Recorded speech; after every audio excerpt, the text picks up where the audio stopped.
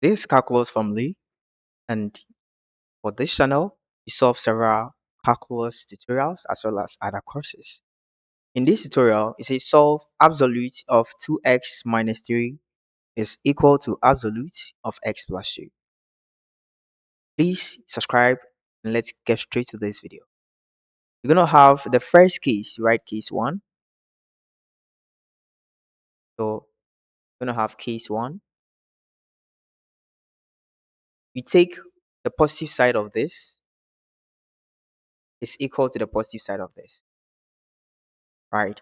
So this algebraic expression going to have 2x minus x, right, is equal to 2 plus 3, right? This 2x minus x is going to give us what? X, right? So we end up getting x is equal to 2 plus 3 is 5. Beautiful. Then we're going to have the second case, case 2, right? So for case 2, we're going to have positive side is equal to negative side of this. So 2x minus 3 is equal to negative of x plus 2. Why this? The outcome of every absolute may be positive or negative, but a positive end, that is what we did in case 1. So we assume that the outcome of this is going to be negative, right? So we take only one absolute and consider it at a time. So doing this, you're going to have 2x minus 3 is equal to negative x minus 2.